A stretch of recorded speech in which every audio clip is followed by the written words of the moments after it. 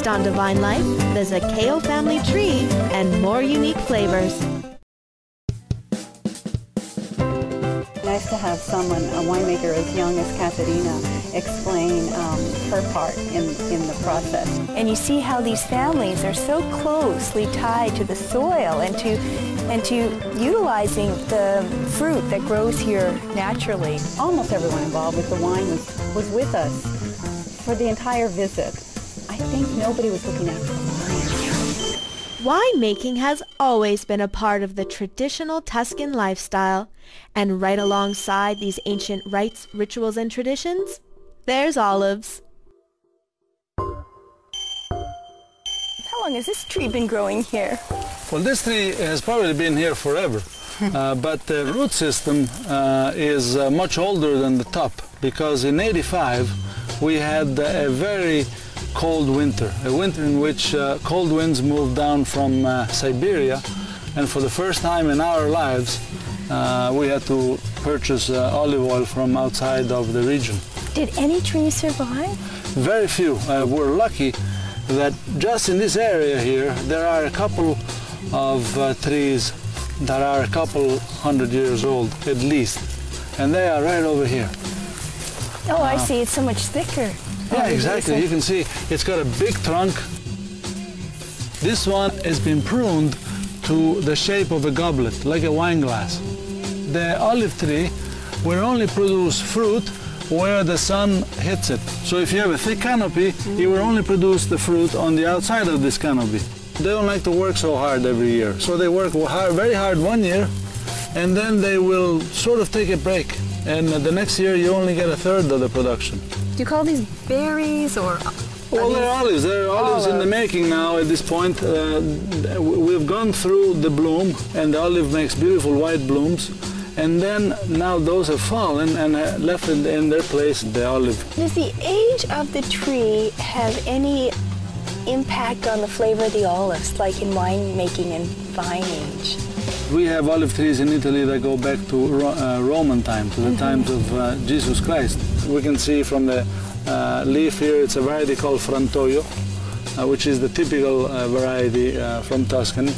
And this has a much bigger impact, the variety and the place on the flavor. And then there's another component, is the moment the olives are picked. Fortunately for Peggy and Clara Jean, plenty of olives have been picked, and that means plenty of olive oil for a very unique tasting. This is a perfect controlled experiment because the only variable here is the terroir. So for example, the mildest one, it so happens, is the one in the middle. And that one is the one that comes from Montepulciano, from Vino Nobile. That smells nice. I like this one though. It has something on the nose I find really The middle one, middle one, yeah. It has like even green peas. And I like to really get the olive oil coated onto the glass here so that it lets go all of its aromatic components. And then put your nose in molto fruttato, vero? Herbaceo. And taste it just like wine, just drink it back. Right. Yeah, take a little sip. The warmest area is Gaurana. So therefore, it also makes the most intense olive oil. Yeah, most robust, spicy, slightly more bitter, everything. Yeah. So what about the third one here Well, the third one is from Gaville, near Chianti Classico. So it's an olive oil that I would say is probably the most balanced of the two. This is what I would use on green salads and pinzimonio, which is our raw vegetable dip. What we do now is we will match the right olive oil with the right dish and the wine from that region. Wow. That's really exciting. This one seems more limey, like a lighter greeny. And the difference was more marked 6 months ago, like February. Oh, yeah. The one on the left was just dark green. Is that because of the chlorophyll in the plant? It is. Is that what it is? It's the antioxidants. This is racing oil. So those cyclists that we're seeing climbing climbing the hills, they're running on this oil. This and pasta. If you harvest the olives greener, you're gonna get less yield and more chlorophyll, more antioxidants in the olive oil. Now that's a desired trait. It is. According to, yeah. Absolutely. So. I mean, is there anybody that can tell that I'm 81? It's the antioxidants. Exactly. Your dad looks really young, Antonio. He's 120, yeah. Can we actually toast with Yes. this wonderful olive oil? Salute. Cheers. Next on Divine Life, dinner. But can Clara Jean handle the pressure? Okay, forte. We had a beautiful afternoon with Antonio. My first ever olive oil tasting, and going into the groves and finding out what olive trees look like, that they die, that they rejuvenate from the root system. It was just a really, really special afternoon. Their hospitality was incredible. I don't think you could expect such a reception anywhere better in the world. This farm has amazing fruit, amazing vegetables. We've got cooks in the kitchen using the garden produce. They're making homemade pasta for us. I think we're about to have one of the tastiest meals that we've ever had in our lives. Dinner time is approaching, and that means tonight's cooks, Graziella and Rita, are busy collecting all the garden fresh vegetables and herbs they need. And back in the kitchen, two very willing volunteers are about to get a hands-on lesson in how to make homemade pasta, Tuscan style. Olio, that's the same olio we tasted. Inizia a sbattere. Oh, that's a good figlio d'olio. Running. She's doing this. See how her movements are? Look at the expert. Oh my heavens. I had a little bit of us. It's looking pretty good over there. Come on, let me take over there, little sister. It's definitely not as easy as it looks, but in a master like Graziella's hands, this dough is putty. Oh wow, look at that. But it's not going that flat. Oh, sure. I'll just... Okay, let's go forte. Okay, forte. As if all that work wasn't enough, every single strand of pasta must now be hand-rolled.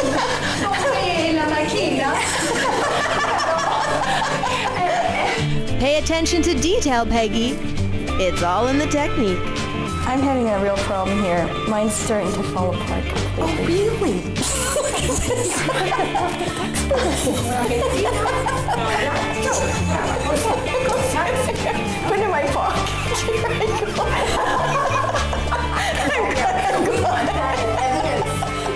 go. The only thing in evidence here, Clara, is the expertise of these pasta-making masters.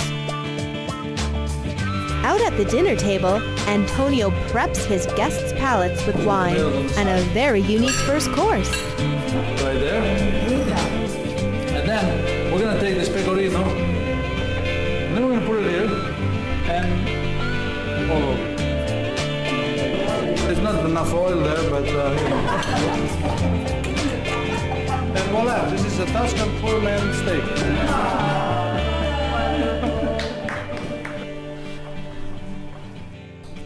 The steaks are toast, and now the homemade pasta, cooked to perfection, is served to Antonio's parents, Bente and Antonio Sr. I think I can recognize the dish that Graziella made. I'm sorry to say, but... Welcome. Buon appetito. And buon appetito. Gracias. Buon appetito.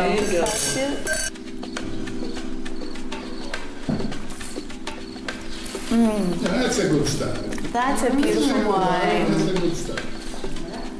The youthfulness, Power. and the power, like it's gonna, Power and balance. the color. And at the same time, it's very, very elegant. And look at the color, it's so youthful. It is so delicious. And this sauce was actually made this morning. The farina has grown here, the flour, Yeah, it's and local flour. And the olive oil, of course, is our own. We had to buy the salt and the pepper. Cuisine, which is simple, and make it great. You have to have the raw material, which has to be really first class. This makes a difference. Like winemaking. If you do not have first class grapes, you don't make first class wine. There's no question about it. It's the same attitude. I think that's very well said, and I'd like to propose a toast. That we'd like to thank you for sharing all of your time with us, because it has been really special. So, And salute. all of your bounty. Thank you very much. You have been very nice, very Yes, kind. indeed. It's been a divine day indeed at Carpineto. And for Clara, Caterina has the perfect parting gift. Dogaiolo, big dog, molto grazie. Mille grazie. So, Claire Jean, what was the favorite part of your day today here at Carpineto? I think the pasta making was my highlight. I kept thinking of making biscuits with my grandmother, but I just had a great time with you. It was great. Well, as soon as you said that, I thought to myself, oh, my favorite part of the day was the pasta eating. The eating. The eating of the pasta. Salute. Another marvelous.